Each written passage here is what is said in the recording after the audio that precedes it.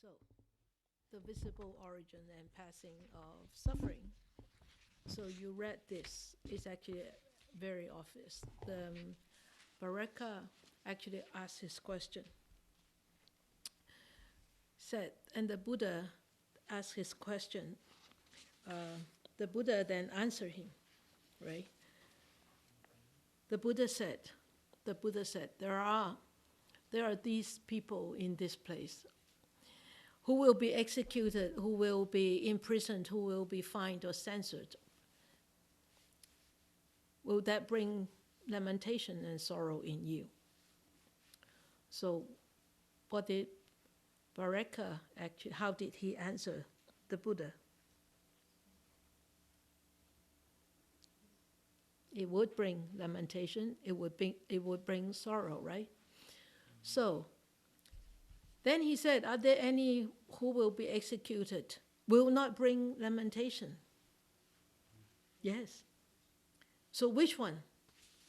For the first one, who will bring, those who are executed, imprisoned, fined or censored, brings lamentation and sorrow in you. Who are they? Yeah, very good, young ones. Knowing it sooner is better, isn't it? Yes, because I have desire and attachment to these people, to these ones. So what are the why? So what are the one who won't bring sorrow and lamentation? No attachment, of course, right? So easy. So no, because I have no desire and no attachment to these ones. So these are the people. These are the people that we attach to, we have desire to be with, and if they are executed, if they're imprisoned, if they're fined or censored, it will bring lamentation and sorrow to us. But that is too serious. Let's say not executed, let's say not imprisoned, let's say not fined, or let's say not censored. Let's say they just go on Friday night to the pub and not come back at 12 o'clock, and you're the wife or the girlfriend. Will you still worry? Will you still sort of lament? Or will you get angry when they come back and won and got drunk? You said, what are you doing? And you didn't even call, blah, blah, blah, blah, blah. Right? So we don't need to be so serious, like executed. That's like too serious. Little thing. They promise to call you, they promise to be home, they promise to bring you this, and they don't do it. You already start to be sorrow. You already start to lament. You already start to get angry. So that's the visible origin and passing of, that's the visible origin of suffering. Not yet passing. The passing of suffering actually comes a long way, right? But the origin of suffering actually is causing a lot of, is causing a lot of all further lamentation. Because when we suffer, if we are not aware, if we don't have that awareness to the nature of this suffering, what do we do? Young ones, what do we do? We keep rolling in sufferings like a snowball, right? And because we are not aware, we are not clear about the nature of this suffering, and we don't have that kind of clear mind, right mind, to stop rolling in that suffering. So we continue to roll in the suffering. So the Buddha said, apply this rule. There is one rule that you can apply. He said, apply this rule. To the past and to the future. If I teach you, he said, if I teach you that, oh, yeah, here, he said, if I teach you about this you will become very perplexed about this suffering in the past or about the future. You become very perplexed and doubtful. Whatever arose in the past or that arose in the future, right? You become very perplexed and you will become very doubtful. But sit down here right now, I'm going to teach you the present, right here. That's what he said here, right? So he said, these are all rooted in desire. Because I want him or I want her to come home. I want this to happen. And it doesn't happen. So I start to become what? Angry, sorrow, sad, whatever. And because I have this desire, rooted in desire. This wish is rooted in the desire. And with desire as its source, because I have this desire for it to happen this way, right? And also because desire is the root of all suffering. So what is another word for desire? Okay. Craving and greed, right? Craving and greed is actually the another word for desire. And because the craving and the greed is so strong, it's like the roots of a tree. It crosses right deep into our mind. Without the depth of the craving, it's so difficult for us to comprehend. Until we start to really look at ourselves very objectively and very mindfully and in a very detached way, but not as an outsider, but very detached way. Then you start to see, wow, this craving is strong. And when craving is not fulfilled, what happens next? Yeah, but what comes the next as the suffering? Anger. Yeah, you get angry, right? You get angry. So anger actually has its roots in craving. And craving has its roots in desire, and desire has its roots in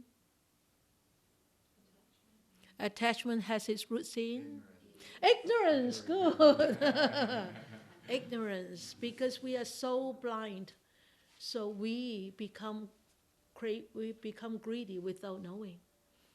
And because we are so blind, we react to not being satisfied with anger. Yeah? So, remember, sufferings, the word suffering in Pali is dukkha. And dukkha just doesn't mean just suffering.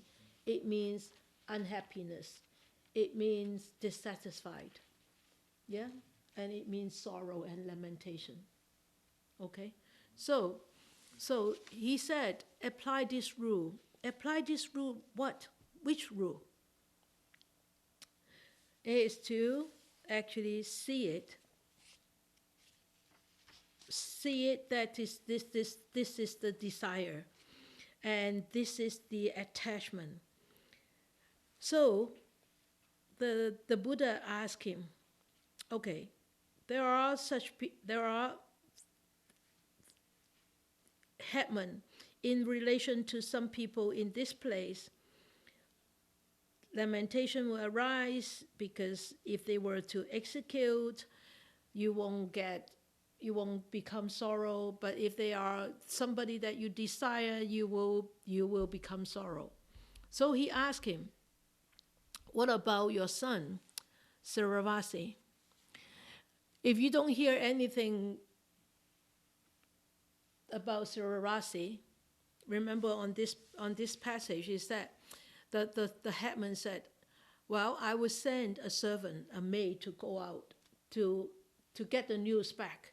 whether Saravasi has arrived to his place safely or not, and if he hasn't come home, so at least I know that he is safe. Then the Buddha said,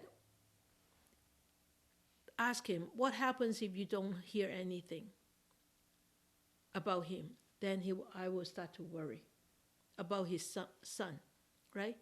Then the Buddha asked him, if your son were to be executed, would sorrow and lamentation and pain arise in you? And he said, of course, I will. I will be sorrow. I will be lamented. I have lamentation, and I will feel pain. And then the Buddha further asked him, what about your wife? What about your wife? Or a woman? A wife, yeah. Before you know your wife, would you become sorrow if he got executed, if she got executed? Or will you feel lamented if she got executed? No, he said, no, because I don't know her. But when it becomes your wife, you see? Wife and husband, son, children and siblings. These are all the causes of lamentation. So the next one is same with the wife, right? So whatever the Buddha said, whatever suffering arises, all that arises in are because they are rooted in desire. It's the same with desire as its source. Desire is the root of suffering. So does it mean the Buddha said, okay, don't get attached to your loved ones. Don't get you chuck them out, or you don't get married, or you don't do anything, or you get married, you get divorced? No. So what should you do? You have to recognize impermanence in the relationship, and you have to recognize what else?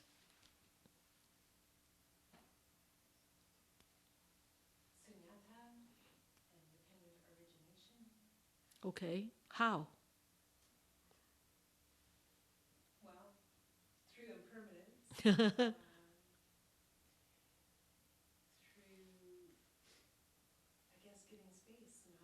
giving space, not claiming ownership. Okay, good, very good. Not claiming ownership, and also one very important aspect is to what? You said that actually dependent origination.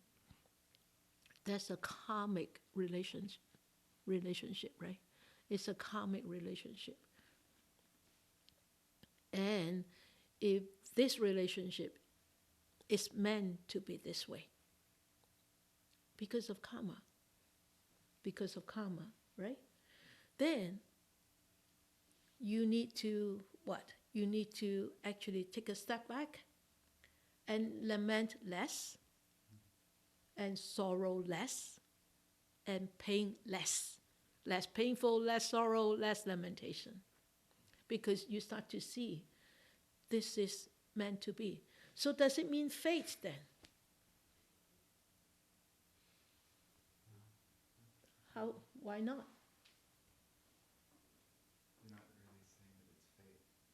Huh? You're not saying that it's more karmic based. It's karmic fate, but isn't it fate? It's meant to be. You kind of have the choice though. Exactly. To react to it. How? Yes. That's the difference. Actually, how to react to it, how to deal with it, Yeah. how to deal with that situation at that moment, and that actually gives you the future of how this relationship could be, or how you deal with this relationship, your attitude. That's very different with faith. Yeah. Faith is you just accept it, exactly. And you don't do anything. You don't change, you don't correct, you don't recognize. You don't change your way of thinking, you don't change your way of dealing with it. This is my fate. This is what it's meant to be.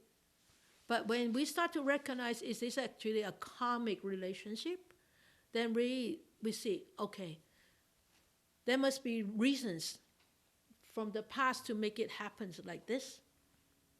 And if I don't have that wisdom to recognize it yet, but yet I know in the background there are reasons that I don't recognize. And let me try to see how I can actually change my attitude to deal with this, rather than beating yourself, hitting yourself like crazy and all that.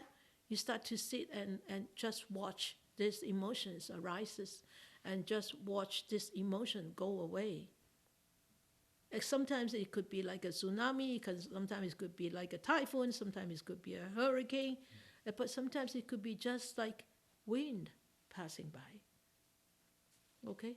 So we need to start to see it that way. And it doesn't matter, it doesn't mean that the Buddha asks us, you just go away from everybody, you just be on your own. No, we are a pack. We live in pack, right? We're a pack animal. We are pack mammals. We are human beings. But we grow among human beings, we grow with each other. But the Buddha asks us to recognize that, to realize that these are all rooted in this desire.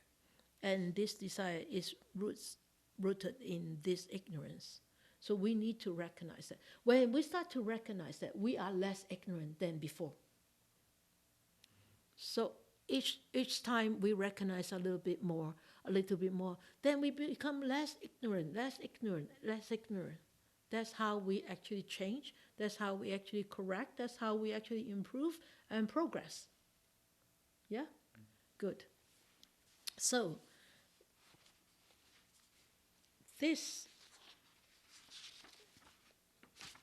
the next subchapter is investigate the teacher himself. Here it means the teacher means the Buddha. The Tathagata means the Tathagata is one name of the Buddha.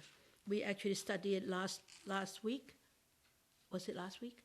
Yeah, last week in those previous chapters. So this sutta is called Vimamsaka Sutta. Is the request for explanation. And in this book, sutta is a book.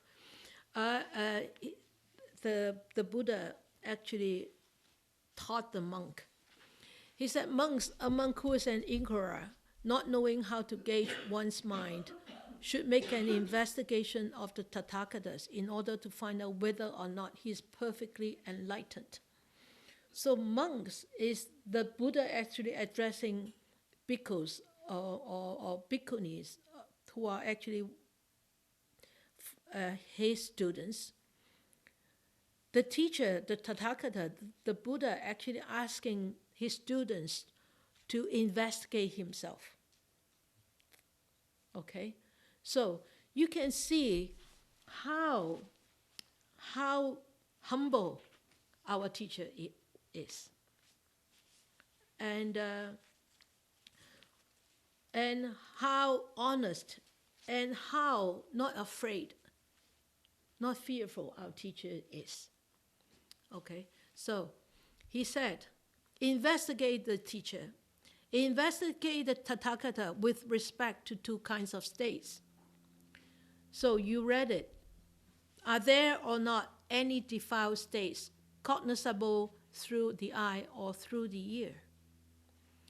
That means, did you see with your eyes or hear with your ears any defiled states of your teacher? But we have how many senses? How many senses? 6. But why would just be eye and ear?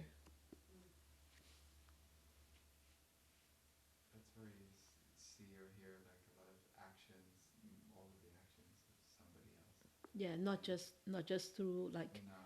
here thinking. Oh, I'm thinking, but you don't actually see it, but you don't actually hear it. And why is he just really hearing? It's the verbal actions of the teacher. Yeah, but why? Why?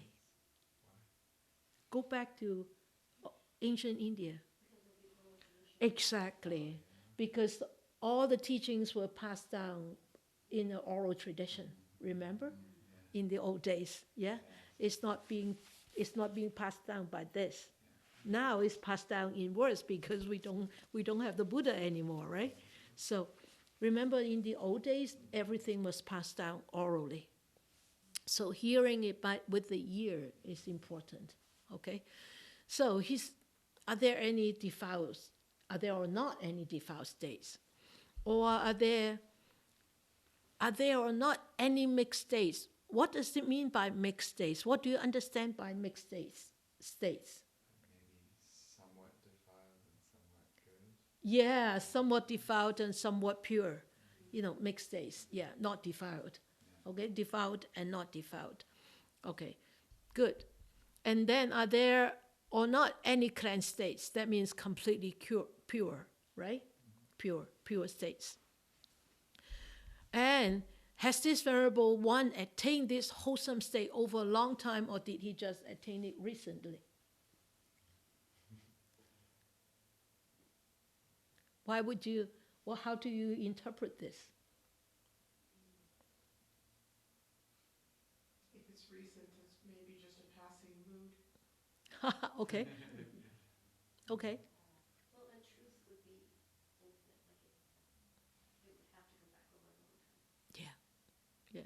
In order to become fully enlightened being, it takes a long, long time. Exactly. Yeah. Eons of lives to actually perfect the paramis, right? Yeah. The perfection, and then to attain it in just recently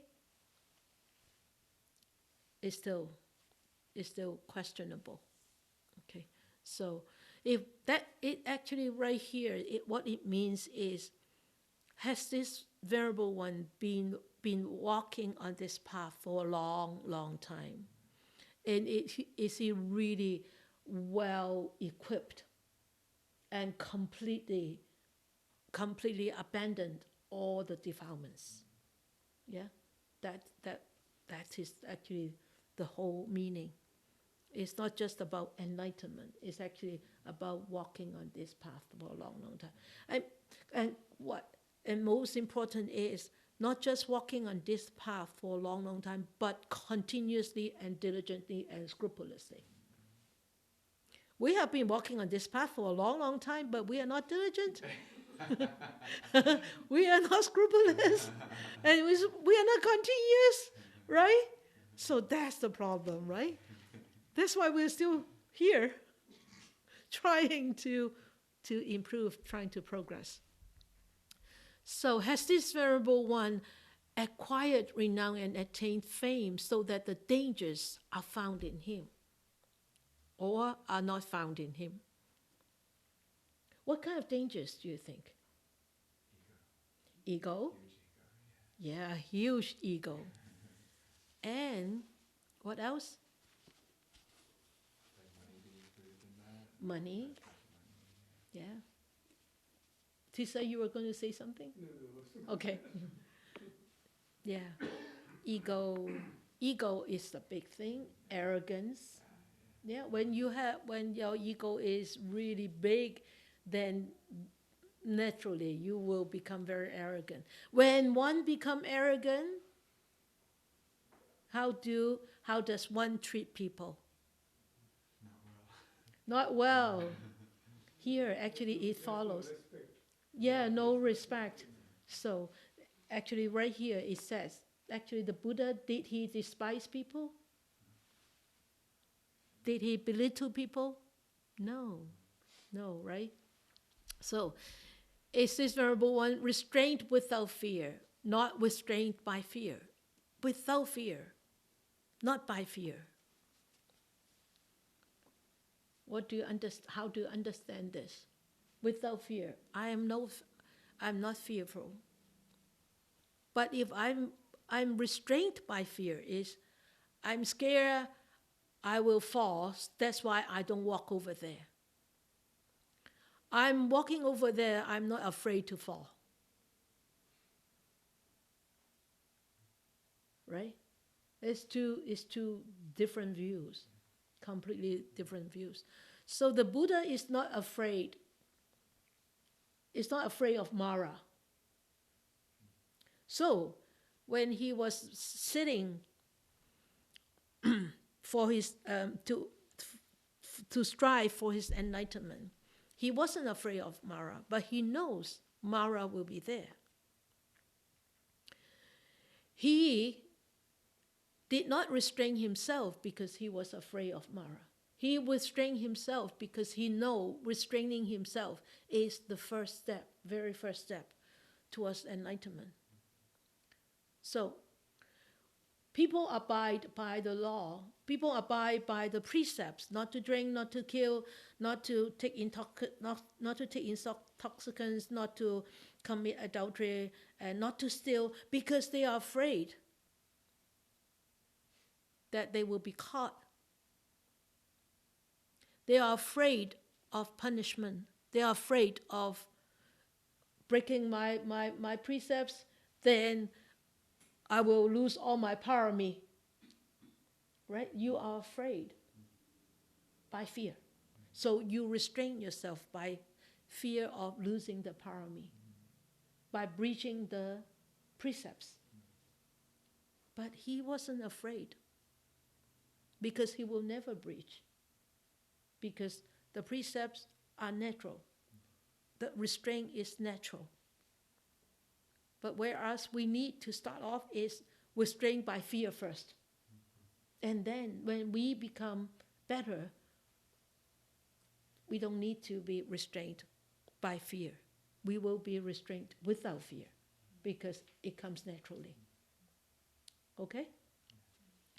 So does he indulge in sensual pleasures because he's without lust through the destruction of lust? He doesn't indulge in the lust. He doesn't indulge in the essential desires because he is completely free from lust. Right? But yet, we are not yet. We are not. So we need to be very diligent in working towards this. But also, remember what the Buddha said is, do not go to too far extremes, right? One extreme is what? Indulging in every single sensual pleasure. Yeah. What is the next extreme? Yeah, severe deprivation, mortification, right? So either end is not right. So walk on this middle path, but don't take that as an excuse. Okay, don't take that as an excuse. So here he says, on paragraph 10, he said, now monks, if others should ask what are the Venerable One's reason and what is his evidence whereby he said, without fear, blah, blah, blah, blah, and then whether that Venerable One dwells in the Sangha or alone, while some there are well-behaved and some are ill-behaved, and some there teach a group, and while some here are seen concerned about material things, and some are unsullied by material things, still the Buddha, the Venerable One, does not despise anyone because of that.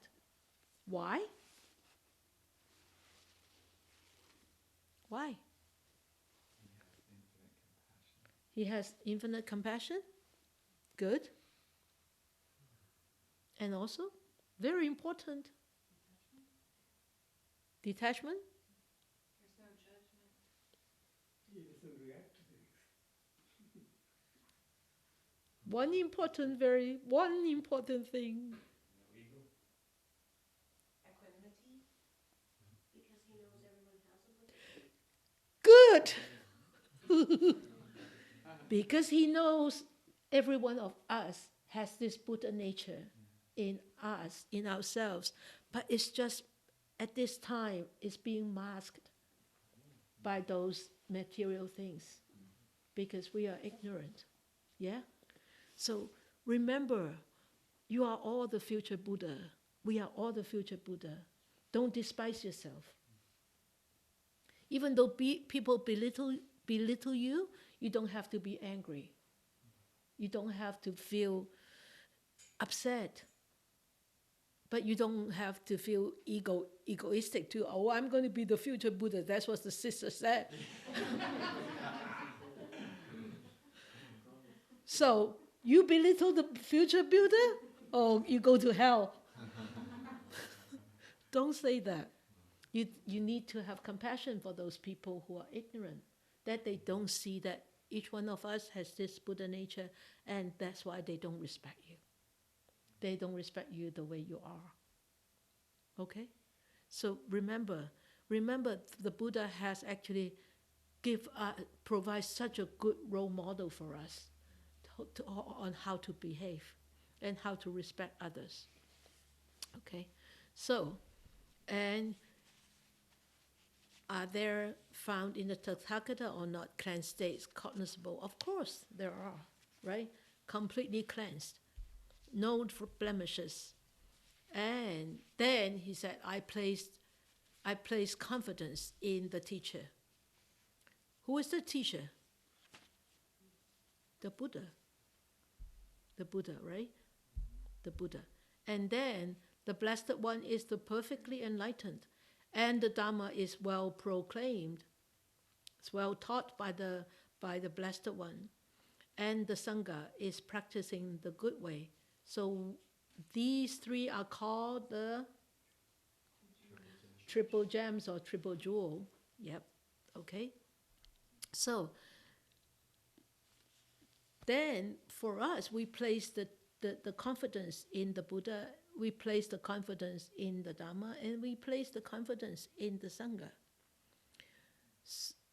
The Sangha is, at this present moment, you can see it. This is called Sangha, a community of practitioners or community of monastics. Okay? So, and he said, monks, when anyone's faith has been planted, rooted, and established in the Tathagata through these reasons, terms, and phrases. Why? What kind of reasons, what kind of terms, and what kind of phrases?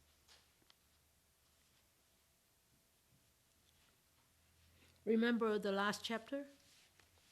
It's really not the last chapter.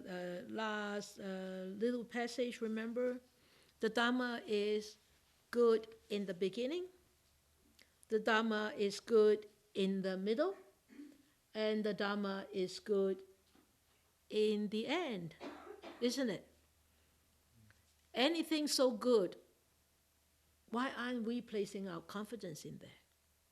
We should, right? And because the Dhamma is so good in the beginning, in the middle, and in the end, so is the Buddha. Because the Buddha actually relied on the Dhamma to become enlightened, right? The Dhamma is the teachings that he gave, basing on his own experience through this process of enlightenment, right? So he said, monks, when anyone's faith has been planted, rooted, and established in the Tathagatas through these reasons, terms, and phrases, his faith is said to be supported by these reasons and rooted in vision, firm.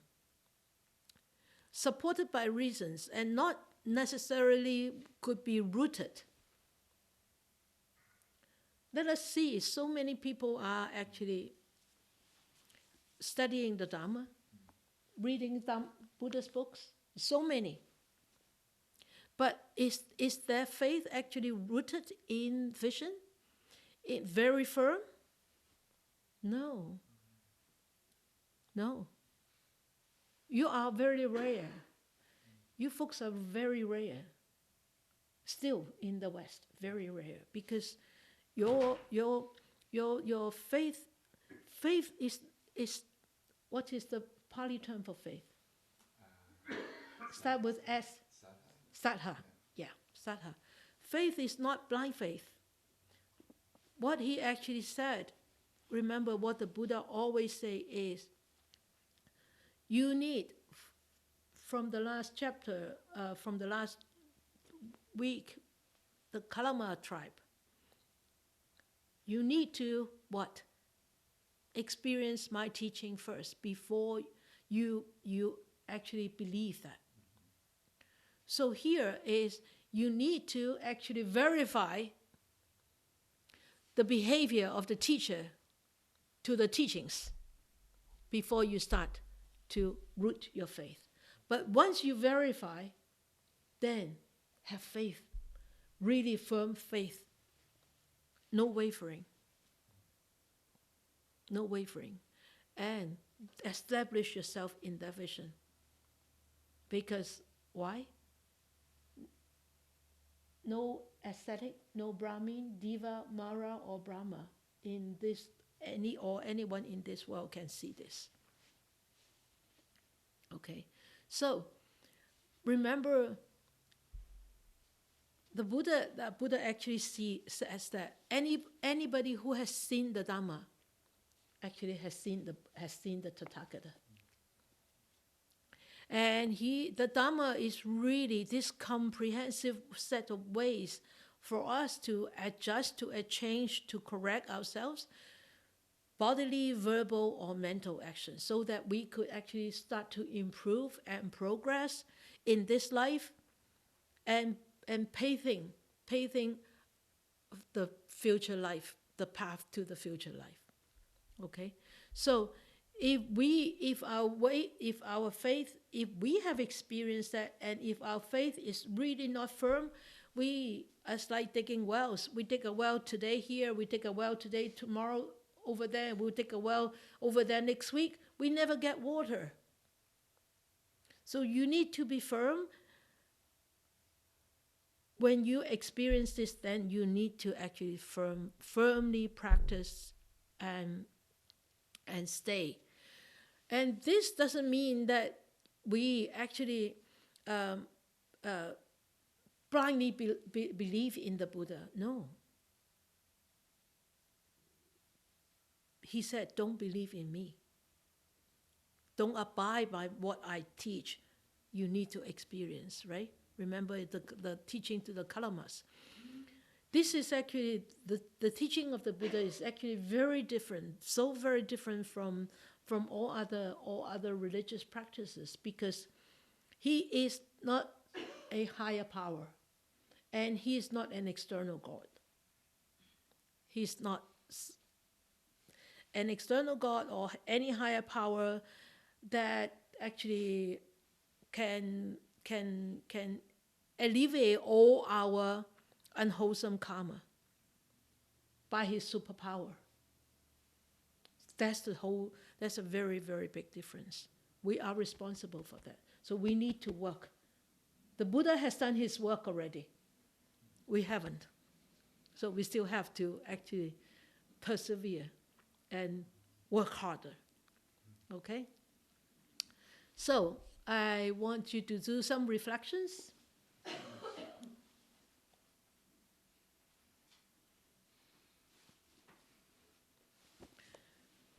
The first is, some of you have taken the refuge in the Buddha, in the Dhamma, and in the Sangha. Means that some of you have taken, really formally, right, with me or with me in the Sangha, have taken this triple gem. The Buddha as your teacher, the Dhamma as your teachings, and the Sangha, the monastics, as your existing teachers. Have we changed? Have our life changed? Have our mind changed? Yeah? How? Share? Experience? Share? Anybody want to share? Well, I can share. What brought me to this particular path is an understanding of suffering and why it happens and why we suffer when other people suffer. And so the explanation of suffering don't have anywhere near the objectivity looking at it that way. Yeah. Because to me, it's just the world is full of it. Yeah. but at least it gives some sort of answer, Mm. which allows me to kind of distance myself. Good, Yeah, good, good. or at least a little bit more. Mm. Have you taken refuge yet? I started to in mission. Oh, you did. No, Oh, it you didn't. happen Oh, okay. Because I had a problem. I have a thing about mosquitoes. Oh, they have plenty there, right? I couldn't take them off myself. Okay. But you didn't. I mean, refuge. Just I take refuge in the Buddha. I take refuge in the Dhamma. That's the first foundation, Oh, okay. and then the precept is the next step. Okay. Yeah. You deal with mosquitoes later. Yeah, you can deal with the mosquitoes later. I teach mosquito meditation. It works, I tell you. But sometimes it is painful for a very short moment, but it works perfect, isn't it? Right? Yeah. He knows. Anyway, I would be interested in doing that. Okay. Yeah, we'll let you know if you're interested in doing that here. Okay. Every year we will have this ceremony at least once a year. Okay. All right. I want you to reflect on this. You don't have to. I mean, you don't have to tell us, but it's good for discussion. So, are we open to let others know that we are the students of the Buddha, or commonly being called the Buddhist? Yeah. It's okay what people call you. No. Are you open to let people know that you are actually yes? Oh, I'm a Buddhist. Is that what? You're what? Here in Chilliwack? Shh, we have to delete this. No, Chilliwack actually has changed a lot in the last 25 years. It has changed a lot, yeah. I remember the one long term, you remember, she passed away just recently. I remember a friend, I've known her like 24 years now, but she passed away just a few months ago. She said she once went to buy a birthday card at a card shop, and she was wearing a pendulum, something yeah, and it was a Guanyin Pusa, a compassionate Bodhisattva, Guanyin Pusa, and the lady was chatting to her very, very, casually and very happily. As soon as the lady raised her head and saw this pendulum, she said, "Oh, what is that?" And she said, "Oh, I'm a Buddhist." And she immediately looked away and said, "Okay, 225. So that's why I said, are you open to let others know? Are you open to let others know? Why not? And why yes? Are people more accepting now in the West for the Buddhist teachings? It's getting there. It's getting there. It's 210 years in Canada, right? 1898. Yeah, 1898 or 93. Can't remember the exact date. 18. I think in schools now, they encourage people to do mindfulness. Yeah, but mindfulness is not. It's different. It's different. Okay, that's secular mindfulness. Very different. Okay. And we're not allowed to connect it. Exactly, you're not allowed to connect it with religion. I remember when I used to teach in school meditation, they have to sign waiver. And some kids, they don't come to my class. That's no. Mindfulness is secular, remember. It's different. Okay? So, this is what I want you to actually reflect on. And maybe next week you can discuss this. All right? Soon. 1 minute, okay? Okay, let us dedicate our merits.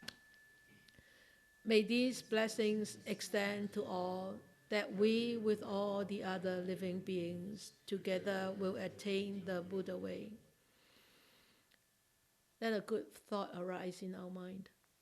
May more and more people will encounter the words of the Buddha, study them, practice them, and help themselves to liberate themselves from their own sufferings, miseries, and be truly, ultimately, be happy, be peaceful, and be liberated.